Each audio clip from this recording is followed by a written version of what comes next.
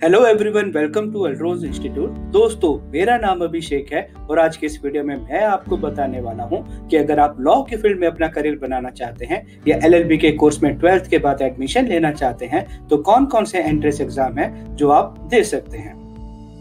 दोस्तों, आप 12th के बाद एलएलबी या तो 5 साल का इंटीग्रेटेड कोर्स करके कर सकते हैं, मतलब एलएलबी को किसी ग्रेजुएशन कोर्स के साथ कर सकते हैं, और या तो आप 12th के बाद पहले 3 साल की ग्रेजुएशन कर सकते हैं और उसके बाद 3 साल का एलएलबी का कोर्स कर सकते हैं। अगर आप 12th के बाद एलएलबी का कोर्स करना चाहते हैं तो आप एलएलबी को डिफरेंट ग्रेजुएशन कोर्सेज के साथ कर सकते हैं, जैसे BA plus LLB, BBA plus LLB, BCom plus LLB और बीएससी प्लस एलएलबी।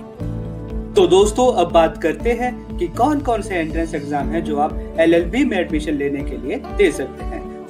अगर आप 12th के बाद इंडिया के टॉप और पॉपुलर कॉलेजेस और यूनिवर्सिटीज में एडमिशन लेना चाहते हैं या आप एलएलबी करना चाहते हैं तो आप कई तरह के एंट्रेंस एग्जाम दे सकते हैं, जैसे कि सबसे ज्यादा फेमस और पॉपुलर टेस्ट है क्लैट, मतलब कॉमन लॉ एडमिशन टेस्ट। ये टेस्ट सबसे ज्यादा पॉपुलर टेस्ट में से एक है। ये टेस्ट इसलिए पॉपुलर है क्योंकि इंडिया के टॉप मोस्ट यूनिवर्सिटीज और एनएलयूज, मतलब इंडिया की जितनी भी नेशनल लॉ यूनिवर्सिटीज हैं, वो आपको इस टेस्ट के बेस पे ही एडमिशन देती हैं। और इतना ही नहीं, इंडिया के जितने भी टॉप कॉलेजेस हैं वो भी आपको क्लैट के रैंक के आधार पर ही एडमिशन देते हैं। फिर दूसरा होता है AILET का एग्जाम। तो मैं बताना चाहता हूं कि जैसे सभी एनएलयूज, मतलब नेशनल लॉ यूनिवर्सिटीज, क्लैट के बेस पे आपको एडमिशन देती हैं, सिर्फ एनएलयू दिल्ली के अलावा नेशनल लॉ यूनिवर्सिटी दिल्ली अपना अलग से एग्जाम कंडक्ट करवाती है, जो कि होता है AILET। एनएलयू दिल्ली में एडमिशन लेने के लिए आपको AILET का एग्जाम देना जरूरी होता है। उसके बाद आता है LSAT, मतलब लॉ स्कूल एडमिशन टेस्ट। ये एग्जाम भी काफी पॉपुलर एग्जाम में से एक है। LSAT वैसे तो इंटरनेशनल लेवल का एग्जाम होता है, बट अब इंडिया में भी ये टेस्ट होने लग गया है। जैसे काफी सारे कॉलेजेस और यूनिवर्सिटीज हैं जो क्लैट के एग्जाम के एक्सेप्ट करती हैं, वैसे ही काफी कॉलेजेस और यूनिवर्सिटीज भी हैं जो LSAT के एग्जाम के बेस पे भी आपको एडमिशन देती हैं।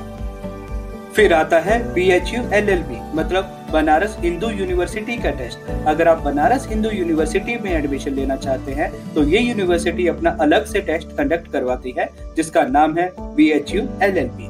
फिर आता है SLAT का एग्जाम, मतलब सिम्बायोसिस लॉ एडमिशन टेस्ट। अगर आप SLAT का एग्जाम क्लियर कर देते हैं तो आपकी सिम्बायोसिस लॉ स्कूल के अंदर एडमिशन हो जाएगी, जो पुणे में है और इसका एक कैंपस नोएडा में भी है। इसके बाद आता है MHCET, मतलब महाराष्ट्र कॉमन एंट्रेंस टेस्ट। ये महाराष्ट्र स्टेट का एक कॉमन एग्जाम है।